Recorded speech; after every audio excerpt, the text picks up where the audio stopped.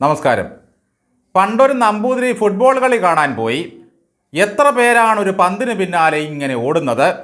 ഒരു പന്ത് വാങ്ങാൻ ഇത്രയ്ക്ക് കാശ് വേണോ? മെസ്സി വരുമെന്ന് പറഞ്ഞ ഒരു സ്പോൺസർ ചെലക്കാൻ തുടങ്ങിയിട്ട് എത്ര നാളായി? ഒരു പന്ത് വാങ്ങി നമുക്ക് ഇട്ട് തട്ടാൻ എത്ര കാശ് വേണം? മെസ്സി വന്നില്ലെങ്കിലും എത്ര ഗോളാ ചോദിക്കുന്നവൻ്റെ നെഞ്ചിലേക്ക് ഈ സ്പോൺസർ അടിച്ചു കയറ്റുന്നത്? നാടിനു വേണ്ടി ഞാൻ എന്തൊക്കെ ചെയ്തു? 70 കോടി രൂപ സേവനമായിട്ട് നിങ്ങൾ കാണുന്ന 70 കോടി വലിയ ബഹളാക്കുന്നത്. എനിക്ക് എന്നെ സംബന്ധിച്ചിടത്തോളം ഞാൻ വൃത്തിയായി ഇതിനെ കൈകാര്യം ചെയ്യണമെന്നും ഈ നാടിന് എന്തെങ്കിലും ഗുണം ഉണ്ടാവണമെന്നും വിചാരിച്ചിട്ട് തന്നെയാണ് 130. മാംഗോ ഫോൺ കൊടുത്തു, മരം മുറിച്ച് കടത്തി, ചാനൽ തുടങ്ങി, എത്ര മാധ്യമപ്രവർത്തകർക്ക് ജീവിതം കൊടുത്തു. വയനാട്ടിൽ ഒരു ടൗൺഷിപ്പ് തുടങ്ങി. എത്ര പേരെയാണെന്നോ ഞാൻ പുനരധിവസിപ്പിച്ചത്? എത്ര ഏക്കർ ഭൂമിയാ പാവങ്ങൾക്കായി വാങ്ങിക്കൂട്ടിയത്? ഈ നാടിൻ്റെ കായിക രംഗത്തെ ഒന്ന് ഉയർത്താൻ മെസ്സിയെ കൊണ്ടുവരാമെന്നൊന്ന് പറഞ്ഞുപോയി.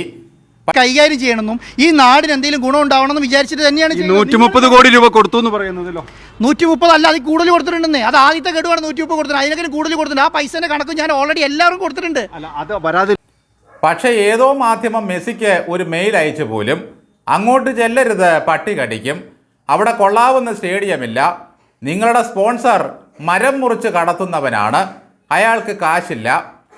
ആരായിരിക്കും മരംമുറി സ്പോൺസർക്കെതിരെ മെസ്സിക്ക് മെയിൽ അയച്ച ആ മാധ്യമം? സംശയമില്ല, രാജീവ് ചന്ദ്രശേഖറിൻ്റെ ഏഷ്യാനെറ്റ് ചാനലായിരിക്കും.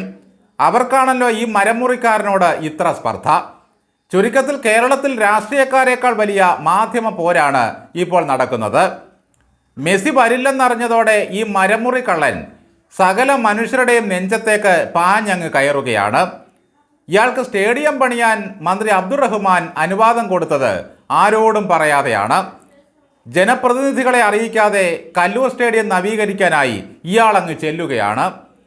സ്ഥലത്തെ ജനപ്രതിനിധികൾ അങ്ങോട്ട് പ്രവേശിക്കുന്നതും വിലക്കി. മെസ്സിയുടെ വരവിൽ അനിശ്ചിതത്വം ഉണ്ടായപ്പോഴൊക്കെ നമ്മുടെ കായിക മന്ത്രി അതിൻ്റെ ഉത്തരവാദിത്തം സ്പോൺസറുടെ മണ്ടയിലേക്ക് കെട്ടിവെക്കുകയായിരുന്നു. ഇപ്പോൾ മന്ത്രിയോട് ആരെങ്കിലും മെസ്സിയെപ്പറ്റി ചോദിച്ചാൽ മെസ്സിയെപ്പറ്റി മിണ്ടിപ്പോകരുത്, അത് ഞാൻ സഹിക്കില്ല എന്നാണ് മറുപടി. കൂടുതൽ ചോദിച്ചാൽ അയാൾ പറയും, നിൻ്റെയൊക്കെ ഭാഷയിൽ പറയണമെങ്കിൽ മറ്റേ ഭാഷ പ്രയോഗിക്കേണ്ടി വരും. അങ്ങനെ പ്രയോഗിക്കാനുള്ള മറ്റേ ഭാഷ നിൻ്റെ വീട്ടിൽ കൊണ്ടുവച്ചാൽ മതിയെന്ന് ഈ മന്ത്രിയോട് പറയുന്നതിന് യാതൊരു നിയമപ്രശ്നവുമില്ല. മന്ത്രിയോട് ഇതേപ്പറ്റി കൂടുതൽ ചോദിക്കാൻ ചെന്ന മാധ്യമപ്രവർത്തകരുടെ മൈക്ക് പിടിച്ച് വലിച്ചെറിഞ്ഞു മുൻ മന്ത്രിയായ മെയ്തീൻ. ഈ മരംമുറിക്കാരൻ തന്നെയാണ് ഇത്രയും നാൾ ജനങ്ങളെ കബളിപ്പിച്ചത്. ഞാൻ കൊണ്ടുവരും, അതിനുള്ള എല്ലാ പരിപാടികളും ഞാൻ നീക്കിയിട്ടുണ്ട്, എത്ര കോടി വേണമെങ്കിലും കൊടുക്കാൻ ഞാൻ തയ്യാറാണ്. ഇയാൾ തന്നെയാണ് ഇത്രയും നാൾ ജനങ്ങളെ കബളിപ്പിച്ചത്. ഇവിടെ കളിച്ചില്ലെങ്കിൽ മെസ്സി ഇന്ത്യയിൽ ഒരിടത്തും കളിക്കില്ല എന്ന ഒരു ഭീഷണിയും ഇദ്ദേഹം മുഴക്കി. ഒരുപക്ഷെ അത് മെസ്സി അറിഞ്ഞിട്ടുണ്ടാകും. ഏഷ്യാനെറ്റ് ആ ക്ലിപ്പിംഗ് എടുത്ത് അങ്ങോട്ട് കൊടുത്തിട്ടുണ്ടാകും.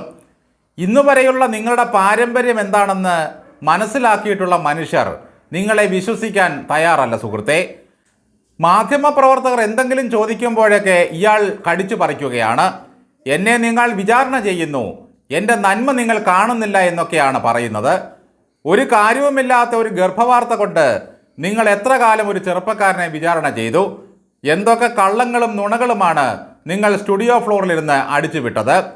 ഞങ്ങളുടെ കയ്യിൽ 1 ഡസൻ സന്ദേശങ്ങൾ ഇനിയും ഇരിക്കുകയാണ്. ഞങ്ങൾ ഓരോന്നും പുറത്തുവിട്ടാൽ കോൺഗ്രസ് താങ്ങില്ല എന്നൊക്കെ ആയിരുന്നു പറഞ്ഞത്. ഇപ്പോൾ 1 മാസമായിട്ട് നിങ്ങളുടെ ആ ശബ്ദ സന്ദേശങ്ങൾ ഒന്നും തന്നെ കേൾക്കാനില്ല. അഥവാ വിട്ടാലും ജനം വിശ്വസിക്കാനും പോകുന്നില്ല. കാരണം കാട്ടുകള്ളന്മാരെ എങ്ങനെ കൈകാര്യം ചെയ്യണമെന്ന് ജനങ്ങൾക്കറിയാം. സത്യം പറഞ്ഞാൽ ഈ രാഹുൽ മാങ്കൂട്ടത്തിൻ്റെ ഭാഗ്യമൊന്നുമല്ല, അയാളുടെ അമ്മയുടെ പ്രാർത്ഥനയായിരിക്കും. അയാൾ ശബരിമലയ്ക്ക് പോയതോടുകൂടി ഈ സർക്കാർ ഭഗവാന്റെ സ്വർണ്ണക്കടത്ത് കേസിൽ പ്രതിസന്ധിയിലായി. അയാൾക്കെതിരെ നിരന്തരം വാർത്തകൾ ചമച്ച ഈ മരമുറിക്കള്ളൻ്റെ ചാനൽ ഇപ്പോൾ നാട്ടുകാർക്ക് മുമ്പിൽ പരിഹാസപാത്രമായിരിക്കുന്നു. ഇയാൾക്ക് പണമൊന്നും ഒരു പ്രശ്നമേ അല്ല. മെസ്സിക്ക് 130 കോടി പോരെങ്കിൽ പറഞ്ഞോ, ഞങ്ങൾ കൂടുതൽ തരാം. ഈ സ്റ്റേഡിയം നന്നാക്കാൻ എത്ര വേണം പറയൂ സർക്കാരെ. ഞാനിതൊന്നും യാതൊരു പ്രതിഫലവും പ്രതീക്ഷിച്ച് ചെയ്യുന്ന കാര്യങ്ങളല്ല. മരം മുറിച്ച വകയിൽ സർക്കാരിന് കോടികൾ നഷ്ടമുണ്ടാക്കിയ ഒരു കാട്ടുകള്ളനെ വിശ്വസിക്കാൻ ഈ നാട്ടിലെ കായിക മന്ത്രി ഇത്ര വിവരദോഷിയായി മാറിയോ? കലൂർ സ്റ്റേഡിയം അയാൾക്ക് പൊളിച്ചു വിൽക്കാൻ പരുവത്തിന് കൊടുക്കുകയാണ് മന്ത്രി. ശബരിമല സന്നിധാനം മുഴുവൻ തൂക്കിവിറ്റ ഉണ്ണികൃഷ്ണൻ പോറ്റിയെ പോലെ മറ്റൊരവതാരമായി മാറിയിരിക്കുന്നു ഈ മരമുറിക്കാരൻ ചാനലുകാരൻ. ഇനി എന്തെങ്കിലും കാരണവശാൽ അർജന്റീന ടീം മെസ്സിയുടെ നേതൃത്വത്തിൽ വന്നില്ലെങ്കിൽ ഞാൻ മെസ്സിയെ തനിച്ചു കൊണ്ടുവന്ന് ഇവിടെ റോഡ് ഷോ നടത്തുമെന്നാണ് ഈ മൊയലാളി പറയുന്നത്. ഞാൻ ഇറങ്ങിത്തിരിച്ചത് എന്തിനാണ്? കേരളത്തിലൊരു ഇൻ്റർനാഷണൽ ഫുട്ബോൾ നടക്കണം, നല്ല ഒന്നാന്തരം ഒരു സ്റ്റേഡിയം വേണം, സ്പോർട്സ് ഡെവലപ്മെൻറ്റ് ചെയ്യണം, അതിലൂടെ കായിക ലോകം വികസിക്കണം. ഇതുവരെ ഇക്കാര്യത്തിൽ ഒരു മന്ത്രിസഭാ യോഗം ചേർന്നതായിട്ടോ കലൂർ സ്റ്റേഡിയത്തിൻ്റെ നിർമ്മാണ പ്രവർത്തനങ്ങൾ ഈ മരമുറിക്കള്ളനെ ഏൽപ്പിച്ചതായിട്ടോ യാതൊരു വിധമായ അറിവുമില്ല. ഞാൻ എൻ്റെ പണം കൊണ്ടെല്ലാം ചെയ്യുന്നു, നഷ്ടം വന്നാൽ എനിക്ക് മാത്രം എന്നൊക്കെയാണ് ഇയാൾ വിളിച്ചു പറയുന്നത്. ഈ സർക്കാർ ഇതിനൊക്കെ വളം വെച്ച് കൊടുത്തിരിക്കുന്നു. ആദ്യമൊക്കെ ശബരിമലയിലെ കള്ളൻ ഉണ്ണികൃഷ്ണൻ പോറ്റിയും ഇങ്ങനെയൊക്കെയായിരുന്നു പറഞ്ഞത്. എനിക്കൊരു ലാഭവുമില്ല, എൻ്റെ കയ്യിൽ നിന്നും സ്വർണം അങ്ങോട്ട് കൊടുക്കുകയായിരുന്നു എന്നൊക്കെ. ഇതുതന്നെയായിരുന്നു ദേവസ്വത്തിൻ്റെ മുൻ പ്രസിഡന്റ് പത്മകുമാറും പറഞ്ഞത്. ഒരു സ്പോൺസറെ തപ്പിയെടുക്കാൻ വലിയ പ്രയാസമായതിനാൽ ഞാൻ എൻ്റെ മോനോട് പറഞ്ഞു അയ്യപ്പൻ്റെ യോഗമുദ്രയും ദണ്ടുമൊക്കെ ഒന്ന് സ്വർണം പൂശിക്കൊടുക്കാൻ. ഈ മനുഷ്യൻ നടത്തുന്ന ചാനലിൻ്റെ അവസ്ഥ കൂടി ഒന്ന് ആലോചിച്ച് നോക്കൂ. റിപ്പോർട്ടർമാരെ അങ്ങേയറ്റം അധിക്ഷേപിക്കുന്ന തരത്തിൽ വസ്ത്രത്തിൻ്റെ മേൽ ഇടാൻ ഒരു ജാക്കറ്റും കൊടുത്തു വിട്ടിട്ടുണ്ട്. എവിടെ ഇരുന്നാലും തല്ല് വാങ്ങത്തക്ക രീതിയിലാണ് അവരുടെ പോക്ക്.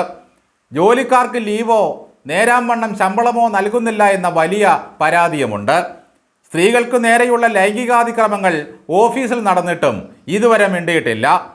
മാധ്യമപ്രവർത്തനത്തിൻ്റെ ബാലപാഠം പോലും തീണ്ടിയിട്ടില്ലാത്ത ഇയാൾ മാധ്യമപ്രവർത്തകർക്കൊപ്പം കവച്ചു കയറിയിരുന്ന് ചർച്ച നയിക്കുകയാണ്. എങ്ങനെയെങ്കിലും ഒരു 5-6 മാസം കൂടി ഈ സർക്കാരിൻ്റെ കനിവ് കൊണ്ട് കേസിൽപ്പെടാതെ പോകണം.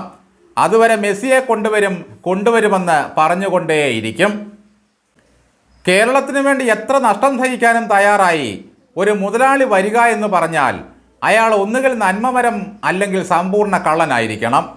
എവിടെയോ കിടക്കുന്ന മെസ്സിയുടെ പേരും പറഞ്ഞ് പോലീസിൻ്റെ പ്രൊട്ടക്ഷനിൽ ഇയാൾ ആള് കളിച്ചും റീൽസ് എടുത്തും സർക്കാരിനെ പറ്റിച്ച് വീണ്ടും കക്കാനിറങ്ങിയിരിക്കുകയാണ്. കട്ട മുതൽ വെളുപ്പിക്കാനുള്ള ഒരു തന്ത്രമാണ് ഇയാൾ ചെയ്തു വരുന്നത്. സ്റ്റേഡിയത്തിൻ്റെ നിലവാരം കാണുന്നതിന് മുമ്പേ എങ്ങനെയാണ് എഗ്രിമെൻ്റ് ഒപ്പുവയ്ക്കുക? ഒക്ടോബറിൽ വന്നാൽ തന്നെ പണിതീരാത്ത സ്റ്റേഡിയത്തിൽ എങ്ങനെയാണ് കളിക്കുന്നത്? ഇത്രയും വലിയൊരു ക്രിമിനൽ എങ്ങനെയാണ് പോലീസ് പ്രൊട്ടക്ഷനിൽ സർക്കാരിൻ്റെ അകമ്പടിയോടെ ഇത്തരം നിർമ്മാണ പ്രവർത്തനങ്ങൾക്ക് മേൽനോട്ടം വഹിക്കുന്നത്? മുട്ടിൽ മരമുറി കേസിൽ പലതവണ കോടതി സമൻസ് അയച്ചിട്ടും ഇയാൾ ഹാജരാകുന്നില്ല എന്ന് മാസങ്ങൾക്ക് മുമ്പ് ഒരു വാർത്ത വന്നിരുന്നു. കൊച്ചി ഇൻ്റർനാഷണൽ സ്റ്റേഡിയത്തെ ഇത്രമാത്രം വളർത്തണമെന്ന് ഇയാൾക്ക് ആഗ്രഹം വന്നത് എന്തുകൊണ്ടാണ്? സ്റ്റേഡിയം നവീകരിച്ച് കളി നടന്നില്ലെങ്കിൽ എനിക്ക് വലിയ നഷ്ടമുണ്ടാകും, ആ നഷ്ടം ഞാൻ സഹിച്ചുകൊള്ളാം. ഇങ്ങനെ ഒരു മുതലാളി ഈ ലോകത്ത് വേറെ ഏതുണ്ട്? മെസ്സിയെ കേരളത്തിൽ കൊണ്ടുവരാമെന്നും കലൂർ സ്റ്റേഡിയം അന്താരാഷ്ട്ര നിലവാരത്തിൽ ഉയർത്താമെന്നും കുടുംബമെന്തോ നേർച്ച നേർന്നതുപോലെയാണ് ഇയാളുടെ പറച്ചിൽ. തൻ്റെ ഭാഗം ന്യായീകരിക്കാൻ വാർത്താ സമ്മേളനം വിളിച്ച ശേഷം ഇത്രയേറെ ആക്ഷേപം വാങ്ങിക്കൂട്ടിയ ഒരു ചാനൽ മുതലാളി ലോകത്ത് വേറെ ഉണ്ടാകില്ല. സത്യസന്ധതയില്ലാതെ നാടിനെ മുടിച്ച കാശുകൊണ്ട് ഏതവൻ ബിസിനസ് നടത്തിയാലും അവനെയൊന്നും അംഗീകരിക്കാൻ കേരള ജനതയുടെ അഭിമാനം അനുവദിക്കുന്നില്ല എന്നുള്ളത് നിസ്സാരമായ ഒരു കാര്യമല്ല.